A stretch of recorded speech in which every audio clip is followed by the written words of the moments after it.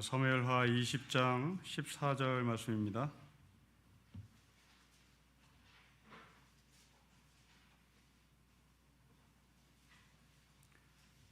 (20장) 14절부터 26절 말씀을 우리 한 절씩 기도하겠습니다.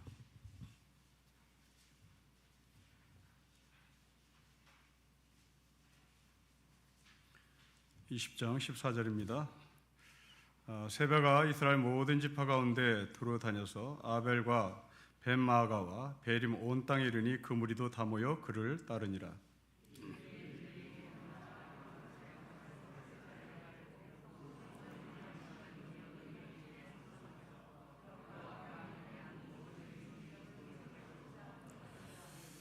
그 성읍에서 지혜로운 여인 한 사람이 외쳐 이르되 들을지어다 들을지어다 청하건대 너희는 요압에게 이르기를 이리로 가까이 오라 내가 너에게 말하려 하노라 한다 한지라 하라.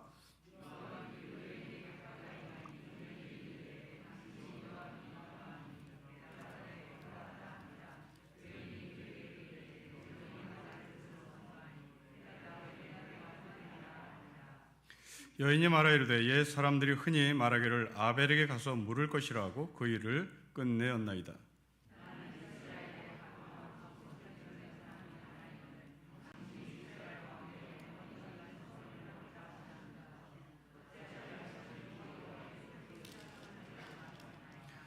요압이 대답 이르되 결단코 그렇지 아니하다 결단코 그렇지 아니하다 삼가거나 멸하거나 삼키거나 멸하거나 하려 함이 아니니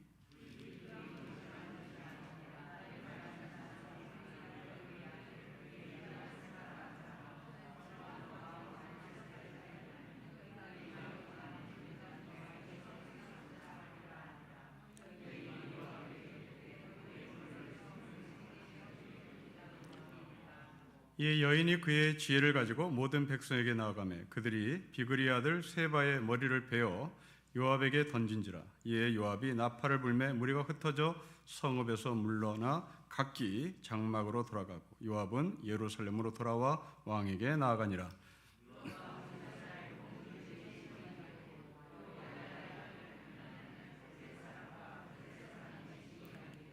아도람은 감관이 되고 아이로의 아들 여호사밧은 사관이 되고 스와는 서기관이 되고 사독과 아비다발은 제사장이 되고 야일 사람이라는 다윗의 대신이 되니라.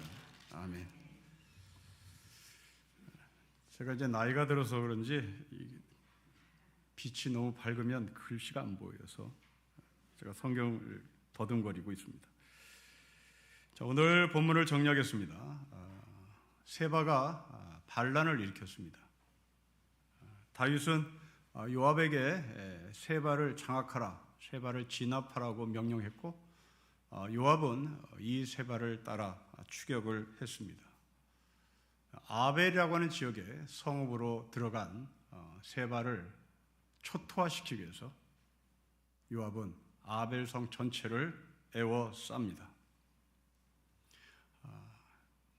요압은 아주 무자비한 사람이었고요. 이 무자비한 요압은 아벨성 자체를 완전히 초토화시켜서 세바만 잡는 것이 아니라 그 세바를 잡는 동기로 인해서 그 성 자체를 없앨 수 있는 그런 무지막지한 전략을 세웠습니다. 이때 이름 없는 한 여인이 등장하죠. 이 여인은 세바를 잡아서 당신에게 넘겨줄 테니 이 아벨성을 절대 공격하지 말라고 요구합니다. 요압은 이 여인의 말에 동의를 했고 이제 서로 딜을 한 거죠. 이 요압의 허락을 받아낸 여인은 성읍 사람과 힘을 합쳐서 이 세바를 죽입니다. 하마터면 무너질 뻔했던 이 아벨성이 여인 때문에 무너지지 않고 그리고 그 성에 사는 사람이 한 사람도 죽지 않고 세바만 죽음을 당해 그 세바의 목을 요압에게 넘깁니다.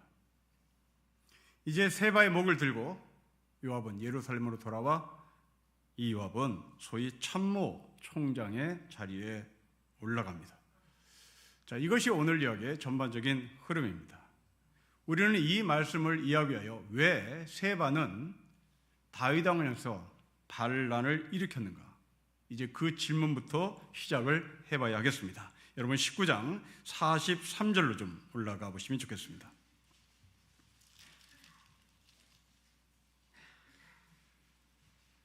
압살롬이 죽고 난 이후에 예루살렘으로 돌아온 이 다윗 왕국에 일어난 여론입니다.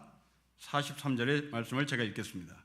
이스라엘 사람이 유다 사람에게 대답하여 이르되 우리는 왕에 대하여 열 몫을 가졌으니 다윗에게 대하여 너희보다 더욱 관계가 있거늘 너희가 어찌 우리를 멸시하여 우리 왕을 모셔오는 일에 먼저 우리와 의논하지 아니하였느냐 하니 유다 사람의 말이 이스라엘 사람의 말보다 더 강경했다라고 합니다.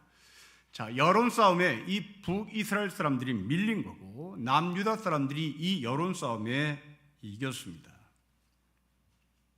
이제 남유다 사람들은 북이스라엘 사람들을 차별한 거죠. 소위 지역 차별에 들어간 겁니다.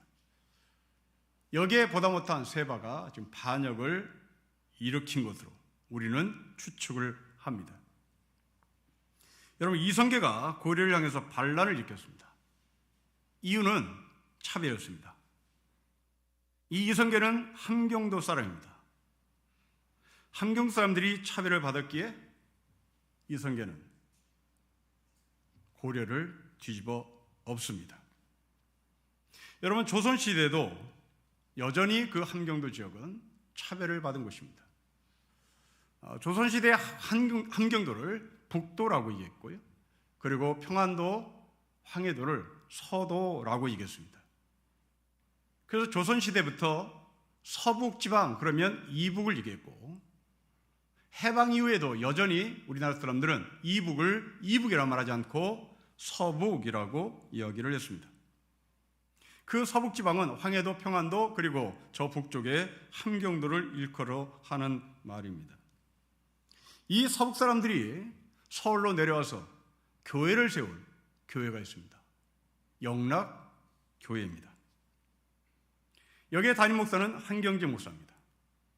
영락교회 안에서 신앙생활했던 당시 영락교회 청년들, 이 청년들을 한경재 목사는 영락교회 청년이라고 말하지 않았습니다. 우리 서북 청년이라고 표현했습니다. 한 인터뷰에서 그렇게 말했습니다. 아마도 이 한경재 목사는 서울에서 자라고 서울에서 예수 그리스도를 믿는 영락교회 청년들보다 이북에서 차별받고 그리고 공산당의 눈치에 밀려서 내려온 소위 이북 청년들, 서북 청년들에 대한 안타까움이 있었던 것 같습니다.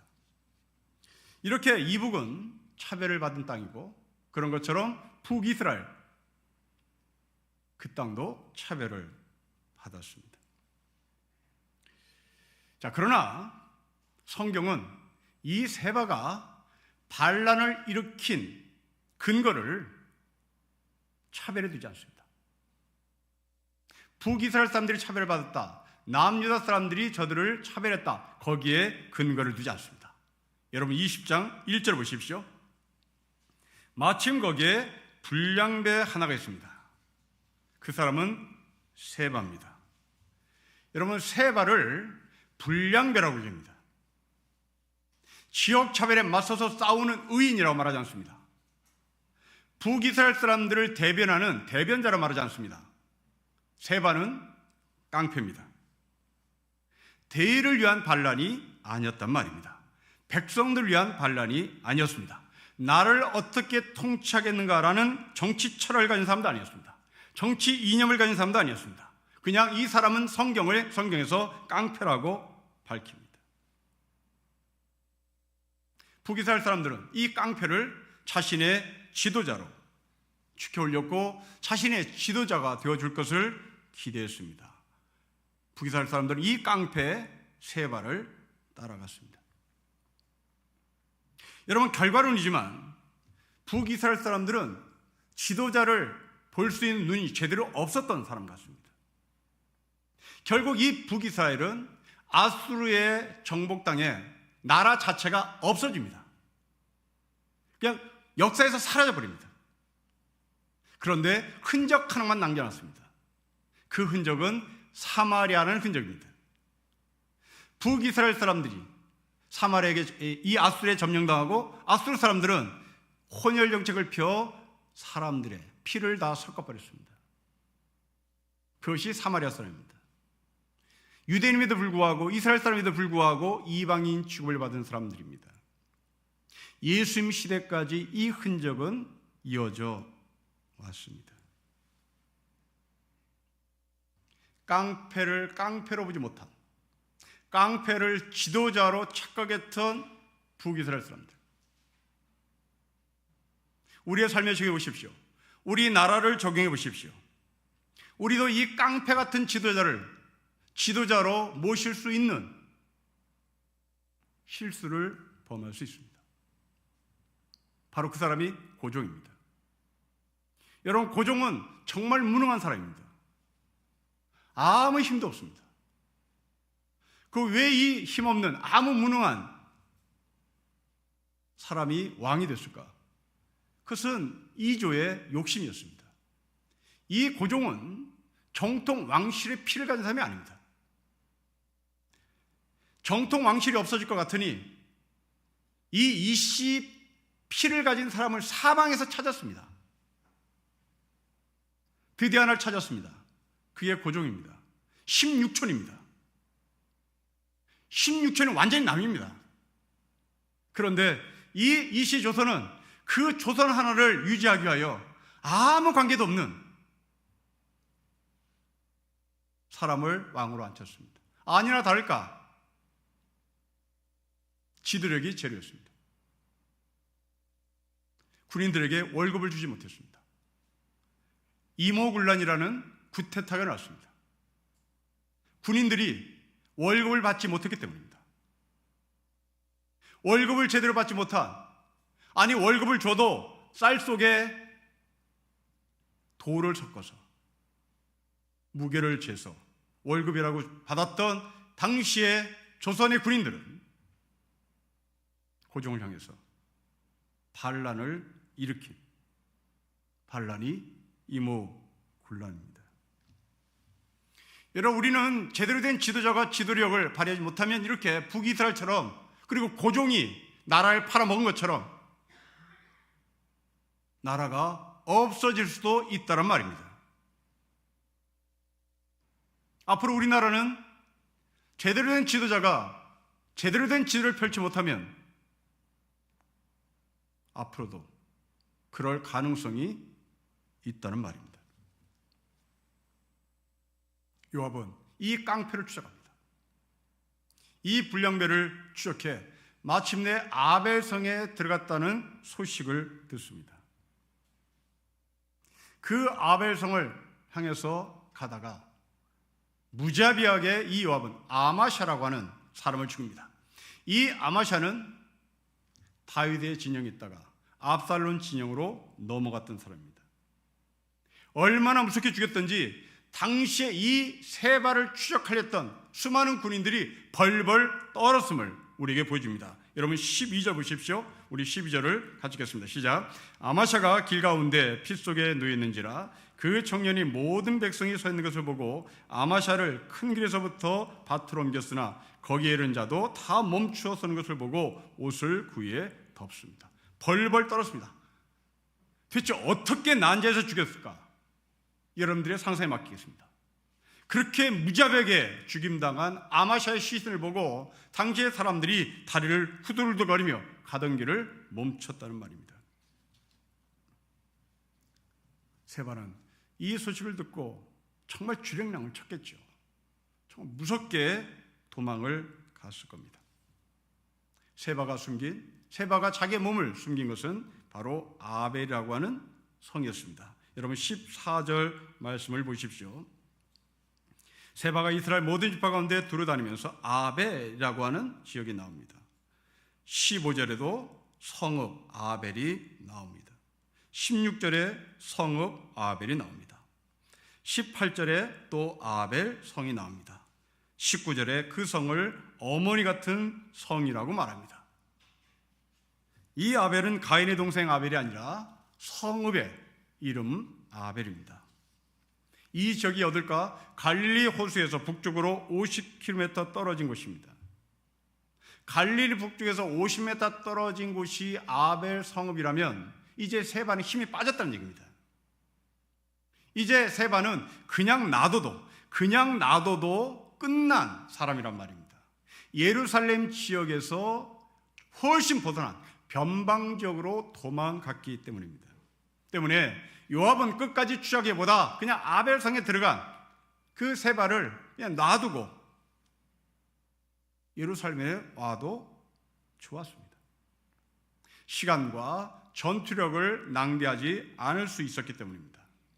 그런데 요압은 그러지 않았습니다. 이 사람의 캐릭터는 무자비한 사람이었습니다.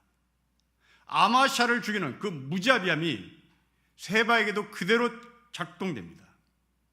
세바가 이 아벨성에 들어갔다는 소식을 듣고 이제 이 요압이 어떤 작전을 펼치는지 보십시오. 여러분 15절입니다. 우리 같이 읽겠습니다. 시작. 이에 그들이 벤아가 아벨로 가서 세바를 세우고 그 성읍을 향한 지역의 언덕 위에 토성을 쌓고 요압과 함께 한 모든 백성이 성부를 쳐서 헐고자 했습니다. 세바만 처리하고 싶지 않았습니다. 그 성벽 자체를 초토화시켰습니다. 세바를 잡기 위하여 아벨성에 있는 소위 민간인들이 죽는 것에서는 전혀 아랑곳하지 않았습니다. 아주 무서운 사람입니다. 여러분, 우리나라 역사는 국가 권력이 민간인을 학살한 일이 참 많았습니다. 그 중에 대표인 것이 우리가 알고 있는 제주도 4.3 사건입니다. 물론 거창내에도 있었습니다. 당시 이 제주도 4.3 사건에 대한 신문 기사를 발췌해보면 이런 기사가 나옵니다. 한밤중에 집에 불을 지르면 사람들이 뛰쳐나올 때 총으로 한 사람 한 사람 조진해서 죽이는 일은 흔한 일이었다. 10살짜리 소녀를 대검으로 찔러 죽였다. 어린아이를 돌에 맺혀서 죽였다. 아이들이 본 앞에서 어미를 성폭행하고 죽창으로 찔러 죽였다. 심지어 누가 더 많이 죽였는지 내기까지 했다.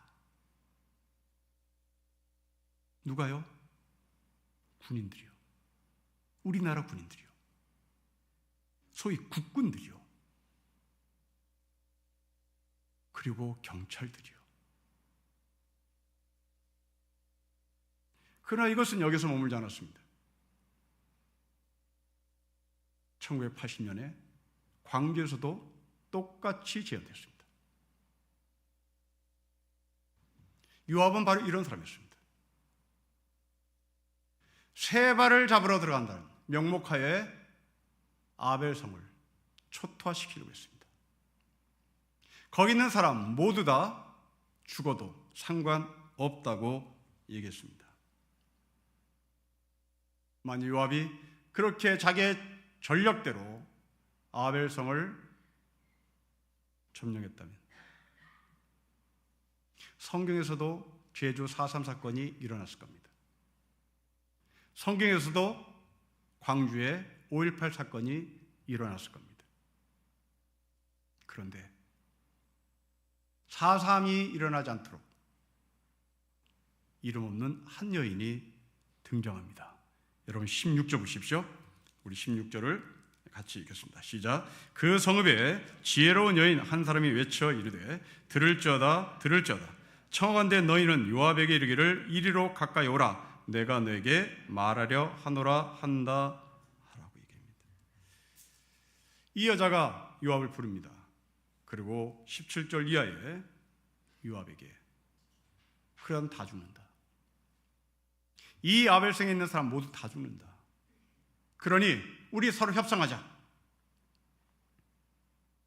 우리가 힘을 합쳐서 세바를 잡아 너한테 넘길 테니 이 성을 초토화시키지 말아라.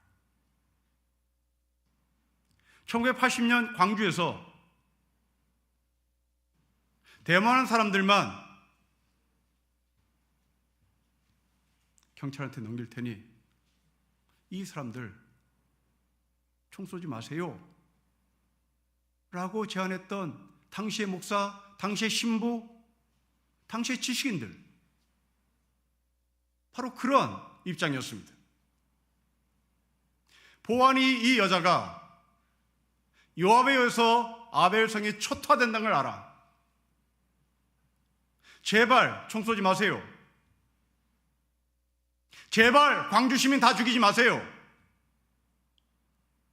잡아가려면 세바 같은 사람만 잡아가세요. 우리가 그 세바를 잡아서 당신들에게 넘기겠습니다. 요압은 허락합니다. 아벨성에 있는 사람들이 힘을 합쳐서 이 세바를 찾았고, 이 세바를 죽였고, 이 세바의 목을 들고 요압에게 넘깁니다. 자, 오늘 본문이 우리에게 하고자 하는 핵심입니다. 자, 무엇을 우리에게 말하고자 합니까? 그렇습니다. 힘 있는 요압과 힘 없는 여자입니다. 이름 있는 요압과 이름 없는 여자입니다. 무자비한 요압과 지혜로운 여자입니다. 이 둘을 대조시키는 겁니다. 여러분, 이 여인은 어떤 사람입니까? 정치에 관심 없습니다. 이 여인은 오직 평화와 소망을 바라보는 여자였습니다. 여러분 19절 말씀 보십시오. 우리 같이 읽겠습니다. 시작. 나는 이스라엘의 화평하고 충성된 자 중 하나이거늘 당신이 이스라엘 가운데 어머니 같은 성을 멸하고자 하시니이다. 어찌하여 당신이 여호와의 기업을 삼키고자 하시나이까? 라고 부탁합니다. 나는 정치 모르겠습니다. 나는 다윗 왕이 누구인지도 모르겠습니다. 나는 다윗 왕국이 뭔지도 모르겠습니다. 나는 이 아벨 성이 이스라엘의 어머니 같은 성이고, 이것은 하나님의 기업이고, 이 땅에서 우리는 평화와 소망을 갖고 살고 싶습니다.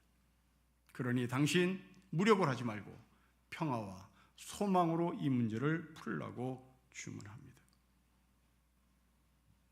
여러분, 여기서 이제 우리는 요압이 바라보는 다윗과 여자가 바라보는 이스라엘이라는 나라를 관찰해 볼 수 있습니다. 여러분, 요압은 다윗 왕국을 바라봅니다. 그런데 이 지혜로운 여자는 하나님의 기업을 바라봅니다. 우리는 다윗 왕국이 하나님의 나라와 자꾸 대치하는 경우가 있습니다. 하나님께서 다윗과 계약을 맺었다는 이유만으로 그렇습니다. 그러나 여자는, 이 여인은 그렇게 보지 않습니다. 다윗 왕국이 아니라 하나님의 기업에 대한 관심이 있습니다. 다윗의 왕국이 하나님의 기업이 되는지 안 되는지, 그것은 다윗이 어떻게 통치하느냐에 따라 다르다는 말입니다. 여러분, 마틴 루이스 존스 목사는 기독교 국가가 되는 것을 절대 반대합니다. 이것은 곧 다윗 왕국이 되고자 했던 당시 사람과 똑같은 말입니다. 여러분, 기독교 국가는 하나님이 축복한 나라가 아닙니다. 그것은 이념일 뿐입니다. 하나님의 나라는 기독교 국가가 아닙니다. 하나님의 나라는 하나님의 뜻대로 통치하고 하나님의 뜻대로 사는, 바로 그 공동체를 하나님의 나라라고 말합니다. 남북이 서로 긴장 관계에 있는 우리나라에게도 이 메시지는 그대로 유효할 것 같습니다. 여러분, 이 땅은 김정은의 땅이 아닙니다. 그렇다고 이 땅은 자본주의 땅도 아닙니다. 이 땅은 하나님의 나라가 되어야 하는 겁니다. 그 하나님의 나라는 예수를 믿는 사람이 100% 달성한다, 그 말도 아닙니다. 하나님의 나라란 하나님의 뜻대로 사는 겁니다. 전쟁이 일어나지 않고 평화와 소망을 가지고 사는 나라입니다. 이 요압은 전쟁을 선포했습니다. 여자는 평화를 선포했습니다. 이 여인의 제안에 따라 아벨성은 죽지 않았습니다. 여러분, 저는 이 여인을 성경에서 지혜로운 여자라고 말한 것에 초점을 잡습니다. 여러분, 지혜가 무엇입니까? 지혜와 지식은 다릅니다. 지식은 아는 것을 말합니다. 지혜는 무엇입니까? 지혜는 자기가 아는 것을 자기 것으로 만드는 것을 지혜라고 할 수 있겠습니다. 여러분, 요압은 굉장히 높은 사람입니다. 높다라는 것은 엘리트단 말이고, 엘리트는 지식층이었다는 얘기고, 이 지식층은 이 여자보다 하나님의 말씀을 더 잘 알고 있었다는 것을 의미합니다. 분명히 이 요압은 신명기 20장 10절부터 12절의 말씀을 알았을 것입니다. 신명기 20장 10절부터 12절은 이런 말씀이 있습니다. 당신들이 어떤 성읍에 가까이 가서 공격할 때는 먼저 그 성읍에 평화를 청하십시오. 만일 그 성읍 백성이 평화 제의를 받아들이고 당신에게 성문을 열거든 그 성 안에 있는 백성을 당신들의 노비로 삼고 당신들을 섬기게 하십시오. 그들이 당신들의 평화 제의를 거부하고 싸우러 나오거든 당신들은 그 성읍을 포위하고 공격하십시오. 요압이 모를 리 없습니다. 아벨성을 공격하고 싶거든 먼저 평화를 외치십시오. 그 평화를 외치면 싸우지 않고 전쟁을 끝내십시오. 만약 저쪽에서 전쟁을 하기를 원하면 그때 당신이 가서 공격하든지 하십시오. 이것이 신명기의 말씀이었습니다. 분명히 요압은 이 지식을 알았었겠죠. 그러나 요압은 그 지식을 자신의 삶에 적용하지 않았습니다. 지혜가 없었습니다. 반대로 여자는 요압보다 지식이 적었겠죠. 그러나 그 적은 지식을 할지라도 여자는 자신의 삶에 적용을 했습니다. 성경은 이 여인을 지혜롭다고 말합니다. 지혜가 지식을 이긴 겁니다. 이 지혜가 지식을 이기는 과정을 좀 보겠습니다. 여러분 16절 17 말씀을 다시 보십시오. 16절 17 말씀에 보면 여자가 요압에게 오라고 명령을 합니다. 뭔가 홀린 것처럼 요압은 여자를 줄줄줄 따라가요. 그 여자 앞에 뭔가 홀린 것처럼 끌려 나오는 것 같습니다. 저는 이 말씀을 읽으면 과연 현실일까? 이게 과연 현실일까 생각합니다. 여러분, 남성 중심의 사고에서 보면 있을 수 없는 일이죠. 힘 있는 남자 앞에 어떻게 힘없는 여자가 오라고 얘기합니까? 오라고 간청해도 가지 않을 남자들이 왜 이 여자가 오라고 하니 그렇게 자발적으로 또복또복 걸어서 여자 앞에 가는 것일까요? 저는 이것이 불가능하다 봅니다. 이건 분명히 각색했을 것이라고 봅니다. 지혜가 지식을 이긴다는 메시지를 전달하기 위하여 저자는 각색을 하지 않았을까 생각합니다. 제가 이것을 각색으로 보는 이유는 예수님의 말씀 때문에 그렇습니다. 예수님은 천국에 대해서 말씀하실 때 어린아이 하나를 안고 말씀하십니다. 천국은 이 어린아이와 같은 것이라고 말씀합니다. 여기서 이 어린아이는 천진난만의 의미가 아니라 아무 힘없는 사람이라는 의미에서의 어린아이입니다. 세상의 관점에서 바라보면 이 어린아이는 둘째입니다. 그래서 예수님의 제자들은 예수님 앞에 이 어린아이를 나무랬고 그 어린아이를 쫓아내려고 했겠습니다. 그러나 예수님은 그 제자의 생각을 뒤바꿉니다. 이게 지혜입니다. 여러분, 성경의 저자는 바로 힘없는 여자가 지혜롭다. 이 지혜로운 여자가 그렇게 강한 힘을 가진 요압을 명령한다 하고 이 여인의 삶을 거꾸로 해석을 해서 우리 독자들에게 전달합니다. 여러분, 미국 영화 중에 신이 내린 재능이라는 영화가 있습니다. 가난한 변두리 출신의 흑인의 삶을 다룬 이야기입니다.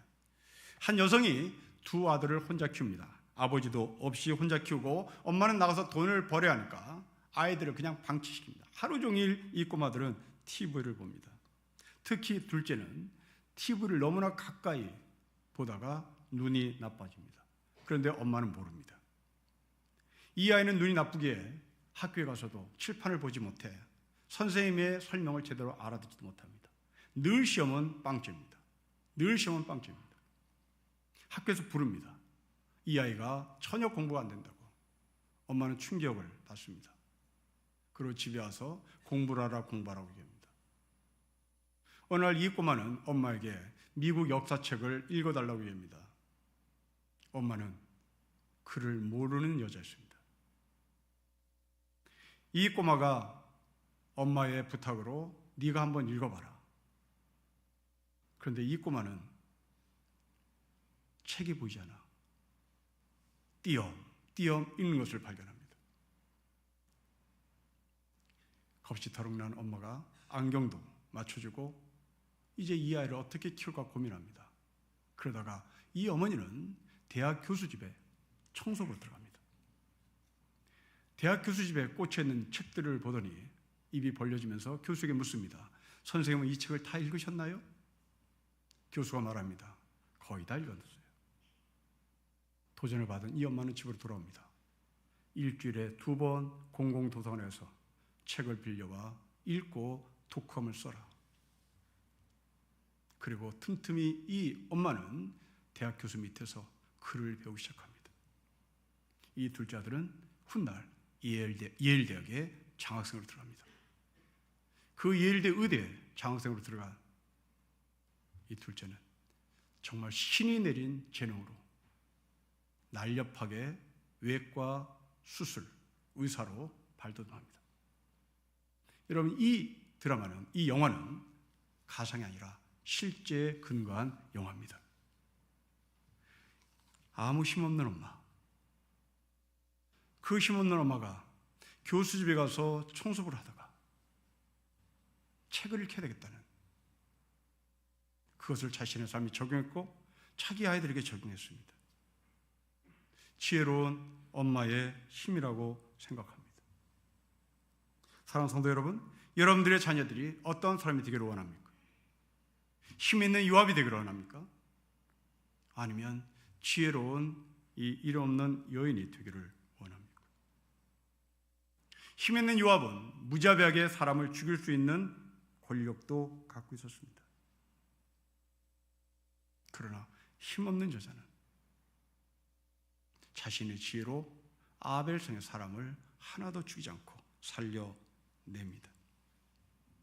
우리는 당연히 여기서 지혜로운 여자 같은 삶이 되고 싶다라고 말할 것입니다. 정말 그럴까? 정말 여러분 여기에 아멘으로 화답할까? 문제는 이제 그 다음에 있습니다. 여러분 23절 말씀 보십시오. 요압은 이스라엘의 온 군대의 참모 총장이 됩니다. 이 23절을 22절과 비교해 보십시오. 자, 세바를 누가 죽였습니까?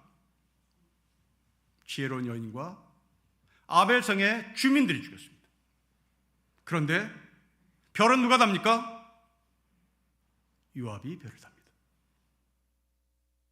이제 다시 묻겠습니다. 여러분들이 요압 같은 사람이 되기를 원합니까? 지혜로운 여인과 같은 사람이 되기를 원합니까? 여러분 자녀들은 어떤 사람이 되기를 원합니까? 우리 여기서 이제 갈등입니다. 요압 같은 사람이 되어야 별답니다. 지혜로운 여인의 삶을 살아봐야 이름도 없습니다. 이 여자가 누군지도 모릅니다. 이 여자의 공로를 요압이 가로챕니다. 그리고 요압은 참모총장의 자리에 올라갑니다. 자, 이것을 해석하는 입장은 크게 둘로 나뉠 겁니다. 하나는 하나님은 알을 것이다. 하나님은 알아줄 것이다. 하나님은 알아줄 것이다. 네, 바로 이것이 백인의 관점에서 보는 성경 해석입니다. 이 백인의 관점에서는 그래, 하나님이 여인의 마음을 알아줄 것이다. 그러니 우리는 이 땅에서 별을 달지 못해도 요압이 이 여인을 알아주지 않아도, 이 요압이 다윗 앞에 이 여인에 대한 보고를 하지 않아도 하나님은 알아줄 것이니 그냥 그대로 우리가 가도 된다라고 얘기해줘요. 이건 백인의 관점입니다. 이건 가진 자의 관점입니다. 역사는 다 그렇습니다. 여러분, 이 인류의 역사는 모두 다 승리자의 입장에서 쓴 겁니다. 말장성을 누가 샀습니까? 우리는 진시황자가 싼 것으로 배웁니다. 그러나 진시황자는 말장성에 돌을 한 번도 만져본 적이 없습니다. 말장성을 누가 샀습니까? 진시황자가 산 것이 아니라 당시의 노동자들, 당시의 노예들이 샀습니다. 경북 고속도로 누가 건설했습니까? 박정희 대통령입니다. 아닙니다. 박정희 대통령은 착공할 때, 완공할 때 테이프 끈을만 깠습니다. 노동자들이 고속도로 깔았습니다. 그리고 많이 죽었습니다. 추풍령곡에 공사하다가 죽은 사람들의 위령비가 서 있습니다. 역사는 승자의 몫입니다. 승자의 관점에서 써나가기 시작합니다. 승자의 관점에서 요압이 별을 다는 것은 전혀 이상하지 않습니다. 그리고 목사들은 달랩니다. 하나님이 알아줄 것이다. 하나님이 이 여인을 기억하고 계실 것이다. 하나만 한 소리입니다. 하나만 한 소리입니다. 이것을 어떻게 해석해야 합니까? 요압이 여인의 공로를 빼앗아갔네. 요압이 여인의 치적을 가로챘네. 그렇게 해석해야 맞는 이야기 아닐까요? 여러분, 성경의 저자가 우리에게 말하고자 하는 메시지입니다. 힘 있는 사람은 계속 힘 있는 것 같습니다. 그리고 승승장구합니다. 별을 답니다. 힘없는 사람은 계속 밀리는 것 같습니다. 예수님은 이 세상을 거꾸로 보는 훈련을 우리에게 시킵니다. 성경은 이 세상을 거꾸로 보라고 우리에게 주문하고 있습니다. 여러분들이 바로 요압에게 뺏긴 것이 참 많을 겁니다. 그리고 우리는 스스로 목사에게 세뇌를 당해 하나님이 알아줄 것이다, 하나님이 알아줄 것이라고 자기를 위로합니다. 그럴 수 있겠죠. 당연히 하나님은 기억하십니다. 그러나 그것으로 우리의 위로가 되지는 않습니다. 우리는 그 빼앗긴 여인의 권리를 되찾아 줘야 할 하늘의 백성입니다. 미국 침례교 목사 한 사람이 설교를 합니다. 백인들은 우리 흑인들에게 늘 하나님 나라를 외쳤다. 그래서 자기네들은 이 현실의 것을 다 빼앗아갔다. 이게 무슨 하나님의 나라냐? 여러분, 이게 백인의 시각입니다. 백인의 시각에서 흑인들에게 하나님 나라 가자, 하나님 나라라고 외칩니다. 그리고 이 땅에서 백인들은 흑인을 지배하는 거죠. 하나님이 알아줄 것이다, 하나님이 알아줄 것이다. 거기에 거꾸로 세상을 봤던 당시의 흑인 목사가 흑인들에게 당신들 정신 똑바로 차려 말합니다. 우리의 것을 백인이 가져갔다. 요압이 여인의 몫을 가져갔다. 이것을 지키라. 하나님을 부정하는 것이 아닙니다. 하나님이 이 여인을 모른 척 하지는 않을 겁니다. 그러나 하나님이 이 여인을 알아주신 것처럼 우리도 이 여인을 알아줘야 되겠습니다. 하나님의 사람들이기 때문에 그렇습니다. 하나님의 마음을 가지고 이 여인을 볼 수 있어야 되겠습니다. 지혜와 지식, 이 가운데 우리는 지혜롭게 살기를 원하지만 이 세상은 지혜롭게 사는 것을 원치 않습니다. 지식을 가지고 살라고 얘기하죠. 그 지식을 가진 자들이 지혜 가진 자들의 것들을 다 빼앗지도 모르겠습니다. 그러나 우리가 하나님의 백성으로서 이 지혜를 가지고 지혜로운 사람이 이 땅에 얼마만큼 지혜로움을 펼쳐나갈 것인지 그것을 가리키고 또한 그것을 배우고 함께 이 지혜를 퍼뜨려 나가는 거룩한 성도의 삶이 필요합니다. 여러분들이 세상을 거꾸로 보는 훈련도 필요한 것을 오늘 메시지에서 말씀을 하고 있습니다.